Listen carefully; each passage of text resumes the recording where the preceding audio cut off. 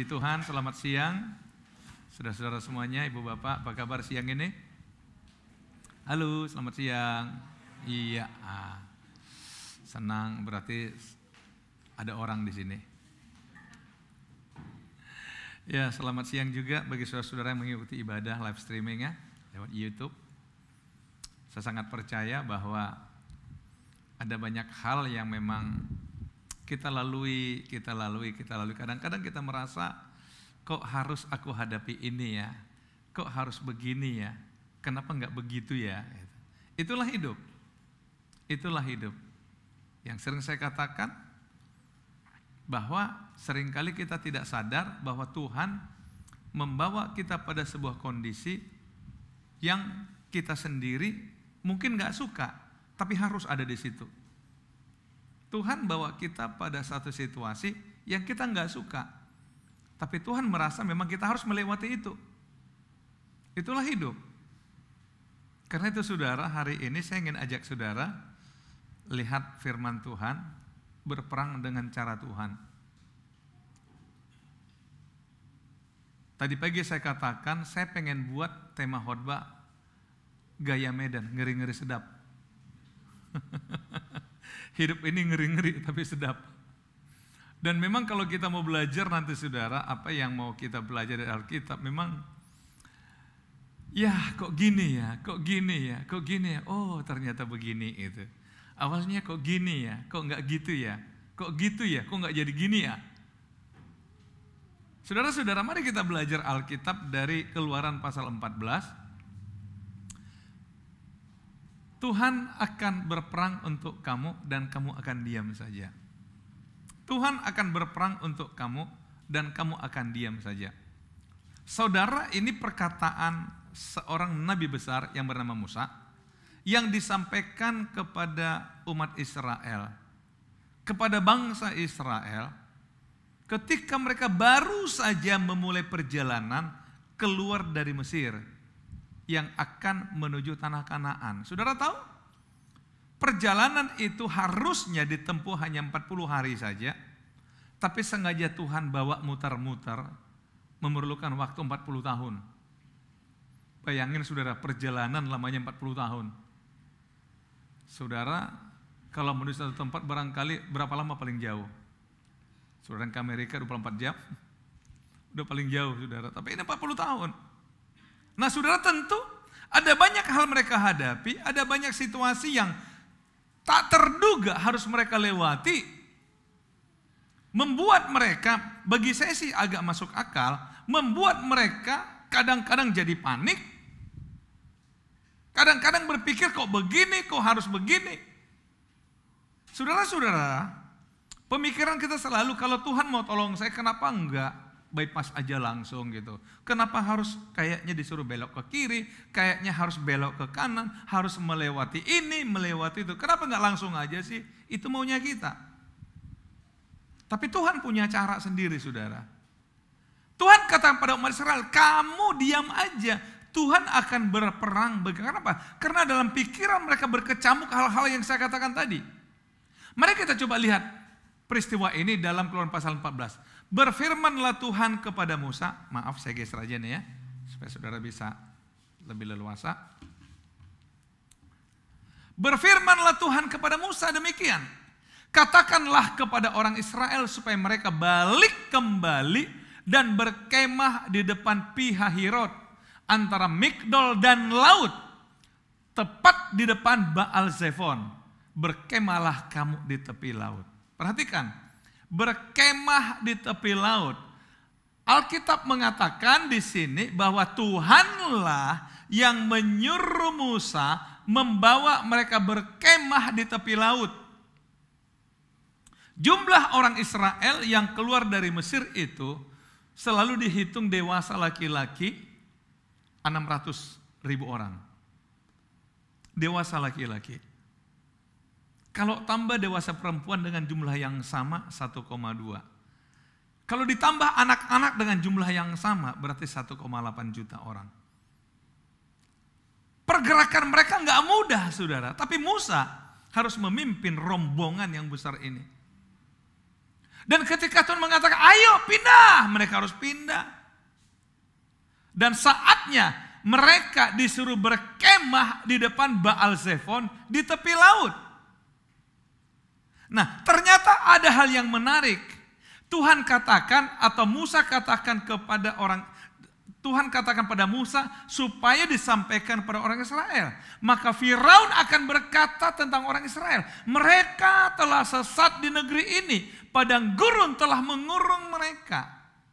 Mereka telah tersesat. Jadi Firaun menduga mereka sedang tersesat. Mereka sudah terjebak, mereka dalam posisi terjepit. Dibawa Tuhan mereka pada situasi yang terjepit, yang tersesat. Di depan ada laut.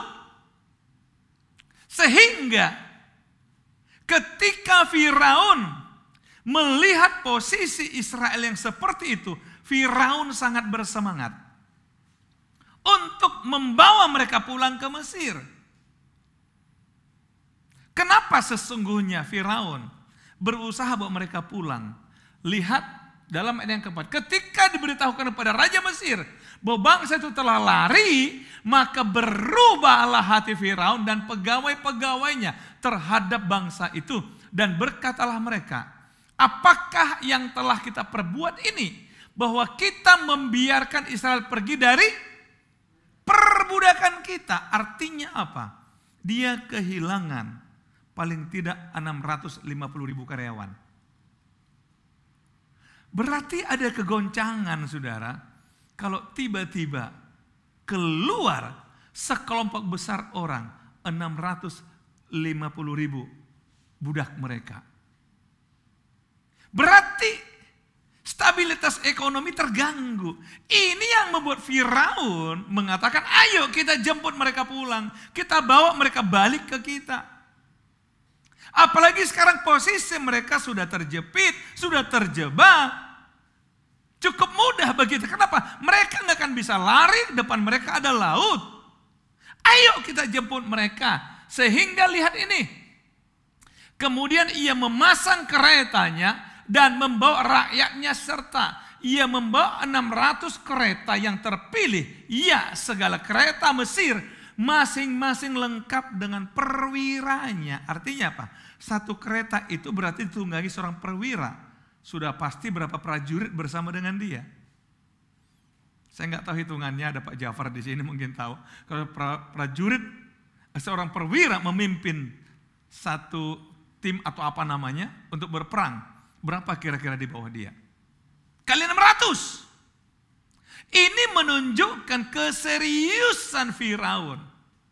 Dia pimpin langsung pasukan itu untuk mengambil mereka. Kenapa? Kita kehilangan ratusan ribu budak. Ini nggak bisa dibiarkan. Ekonomi kita bisa kacau. Saudara, itu kondisi. Itu kondisinya. Ketika Firaun telah dekat, ini kondisi orang lain. Jadi itu di pikirannya Firaun. Nah, sekarang kita lihat apa yang terjadi pada orang Israel. Ketika Firaun telah dekat, orang Israel menoleh. Maka tampaklah orang Mesir bergerak menyusul mereka. Lalu sangat ketakutanlah orang Israel. Dan mereka berseru-seru kepada Tuhan. Dan mereka berkata kepada Musa, apakah karena tidak ada kuburan di Mesir, maka engkau membawa kami untuk mati di padang gurun ini? Apakah yang kau perbuat ini terhadap kami dengan membawa kami keluar dari Mesir? Ngeri ya. Makanya saya bilang ngeri-ngeri sedap. Ngeri. Mereka lihat, ya ampun, Mesir di belakang dengan pasukannya. Lihat ke depan, ya ampun, laut terjepit.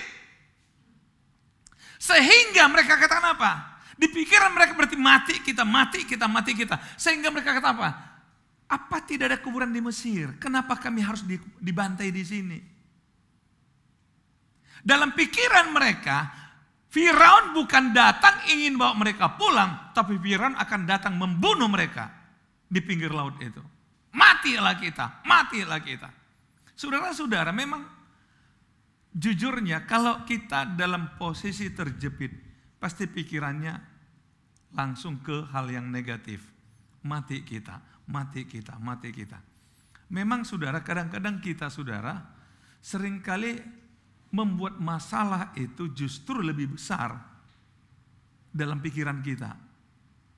Sering yang terjadi di kita adalah mengasumsikan yang kita hadapi itu terlalu besar dibanding dengan keberadaan kita. Tapi inilah manusiawi saudara. Matilah kita, matilah kita. Tadi pagi saya katakan sedikit gurau, kadang-kadang kita begini saudara.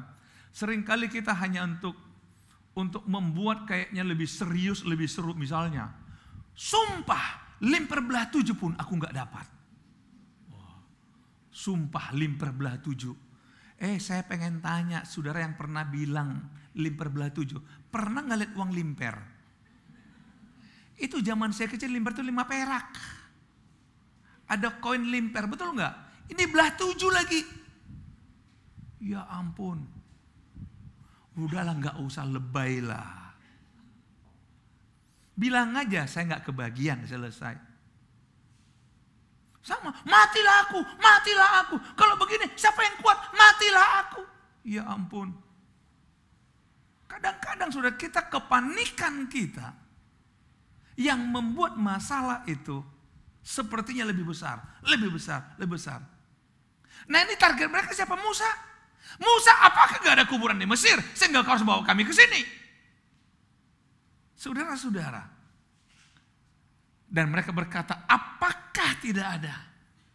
Nah makanya tadi saya katakan, menjawab inilah, lihat, bukankah ini telah kami katakan kepadamu di Mesir, janganlah mengganggu kami dan biarlah kami bekerja pada orang Mesir. Saudara-saudara, padahal saudara tahu kalau baca Alkitab, Tuhan menyuruh Musa kembali ke Mesir, karena Tuhan katakan, teriak umatku sudah sampai kepadaku minta tolong.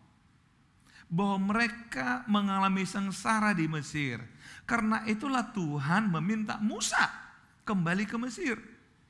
Dan Musa menolak karena dia tahu umat Israel ini mau dibela juga nggak bisa.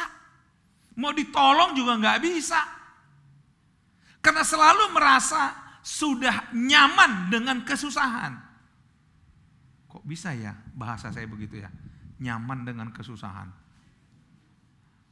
Gimana saudara? Orang kalau sudah terlalu lama susah saudara, kesusahan itu dianggapnya sudah kesenangan saudara. Halo, nangkep maksud saya? Jadi ketika kita mau ajak dia bangkit pun dia merasa jangan ganggu aku. Aku sudah menyatu dengan kesusahanku. Memang inilah nasibku. Nah kira-kira begitu. Biar kami bekerja di Mesir. Mau gimana-gimana biarlah. Yang penting kami, jangan ganggu kami. Mereka gak ngerti bahwa ternyata Musa diutus Tuhan membawa mereka kepada kehidupan yang lebih baik.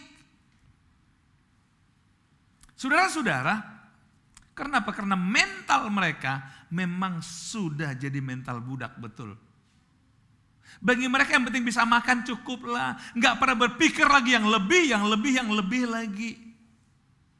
Saudara masih ingat saya pernah katakan ada orang mengklasifikasi hidup ini dalam 3 klasifikasi. Yang pertama, orang yang disebut dengan quitters. Quit, orang-orang yang gampang menyerah. Ada tantangan sedikit, ya sudahlah, saya nggak mau ikut, cukup begini aja lah, daripada ada risiko nanti. Tapi ada yang kedua, yang disebut dengan campers. Orang-orang yang sudah pada level tertentu langsung merasa puas. Mereka sudah merasa menjadi orang yang sukses, padahal sebenarnya baru inilah yang disebut dengan orang-orang mediocre, saudara. Orang-orang yang baru dapat sesuatu, merasa langsung udah hebat. Jadi ketika dikasih tantangan, dia kata, enggak, saya udah cukup gini-gini aja. Ini aja pun udah puji Tuhan ini. Walaupun ada kesempatan. Tapi yang ketiga, orang yang disebut dengan kelompok climbers. Yang selalu ingin naik. Dia nggak peduli seberapa tantangan. Tapi dia selalu mengatakan apa? Saya pasti bisa lebih dari hari ini. Saya masih bisa lebih dari hari ini. Saya masih bisa lebih dari hari ini. Saudara-saudara, kalau lihat kelompok orang Israel, di kelompok mana dari 3 ini dia? Pasrah pada hidup. Biarlah kami bekerja di Mesir. Kenapa ganggu kami sehingga kami mati di sini? Saudara-saudara, namanya pertarungan hidup, resiko ada. Setuju saudara? Namanya pertarungan hidup, risiko ada. Kalau kita mau naik ke atas, risiko ada. Sampai orang mengatakan begini, saudara, semakin tinggi kita memanjat, angin semakin kencang. Jadi orang yang takut ketinggian, ya jangan memanjat, ya tetap aja di bawah. Saudara-saudara, hidup ini sebuah pertandingan, hidup ini sebuah perjuangan. Tuhan memang sengaja membuat seperti itu. Kalau saudara nanti baca Alkitab, itu sebenarnya tujuan Tuhan adalah supaya orang Israel percaya bahwa Tuhan itu sanggup melakukan apapun bagi mereka. Tuhan ingin membuka wawasan mereka supaya tidak hanya berkutat pada pemikiran mereka, menyerah pada hidup.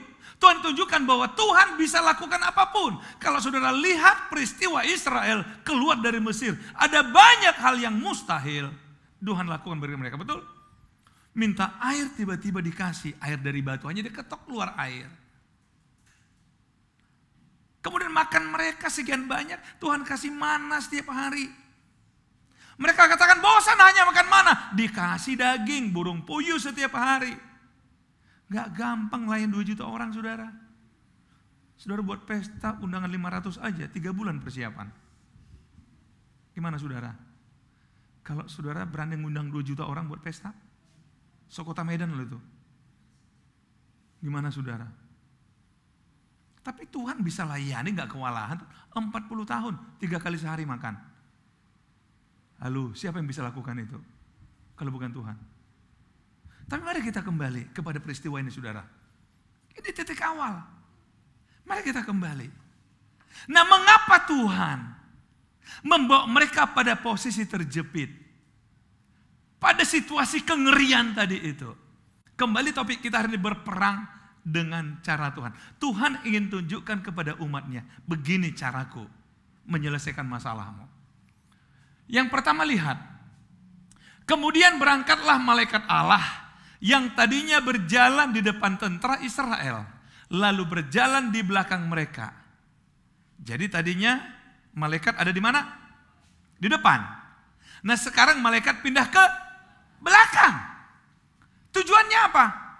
Karena Mesir musuh berada di belakang.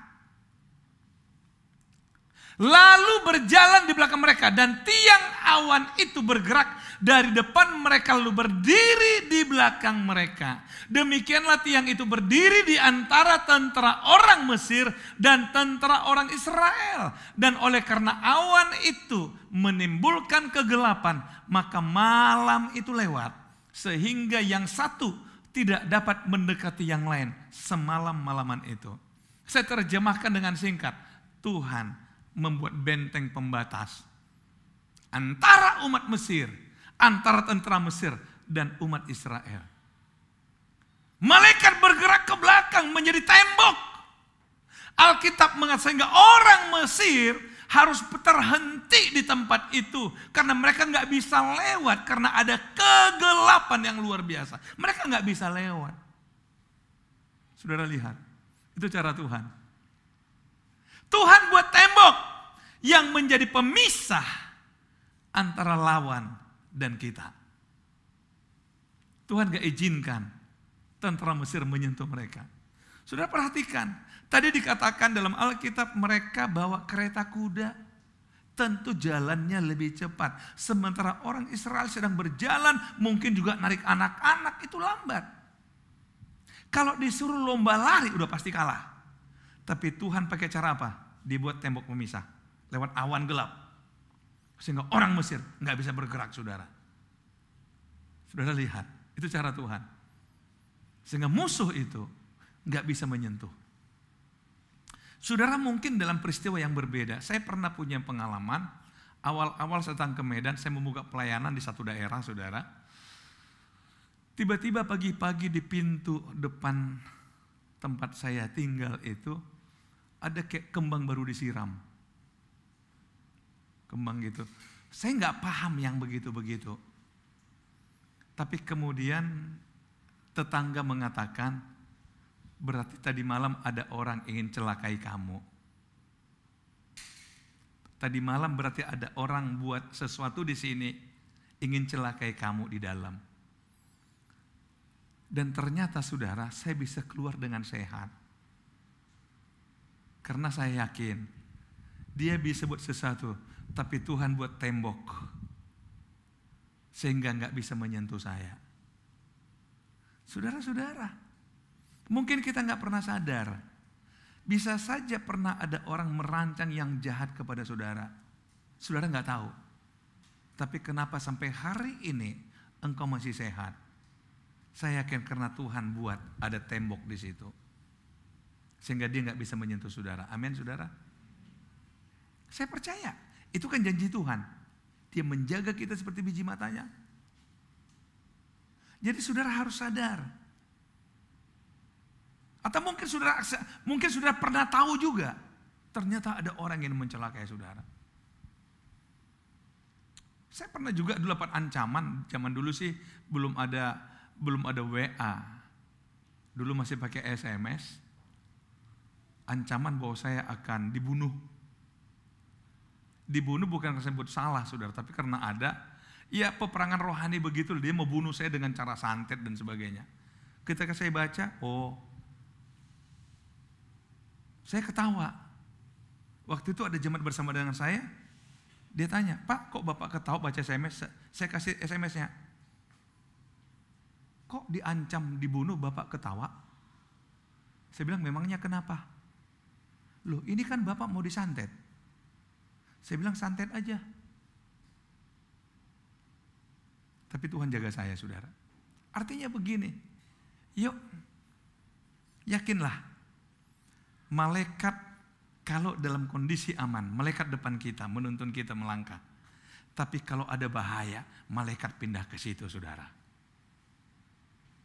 Amin, saudara. Kalau bahaya dari kanan, malaikat pasti pindah ke kanan, saudara. Dengan caranya Tuhan. Bahaya dari kiri, malaikat pasti pindah ke kiri. Ini kata Alkitab. Sehingga tertahanlah pasukan Mesir. Nggak bisa menyentuh. Nah, sementara pada saat yang sama, apa yang terjadi pada Israel? Lihat, Tuhan menguakkan air laut dengan perantaran angin timur yang keras. Membuat laut itu menjadi tanah kering. Maka terbelah air itu. Laut terbelah.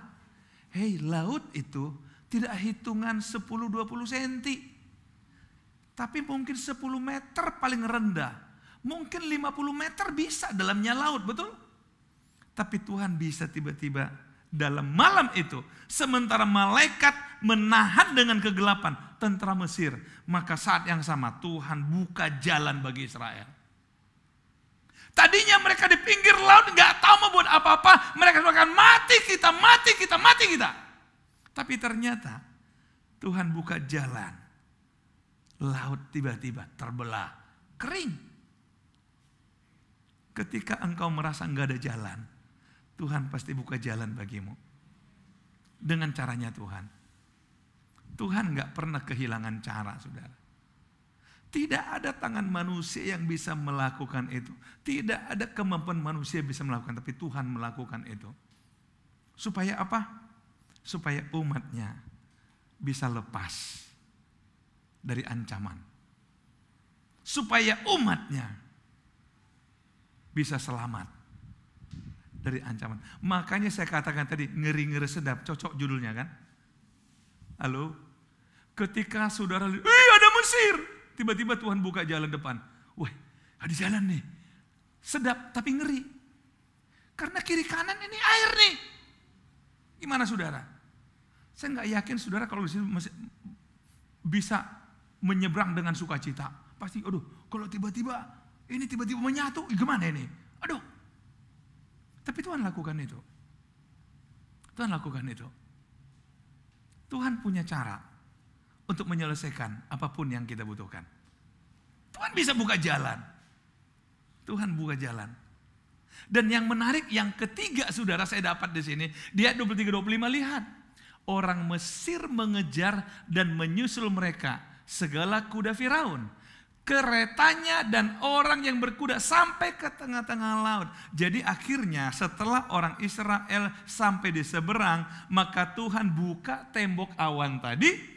Dan mereka lihat orang Mesir di kejauhan, waduh, orang Israel di kejauhan, waduh, mereka udah nyebrang, ayo kita ikut. Ini ada jalan. Tuhan izinkan mereka masuk dengan keretanya. Wow, bersemangat.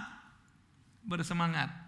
Dan pada waktu jaga pagi, Tuhan yang di dalam tiang api dan awan itu memandang kepada tentara orang Mesir. Lalu apa? Dikacaukannya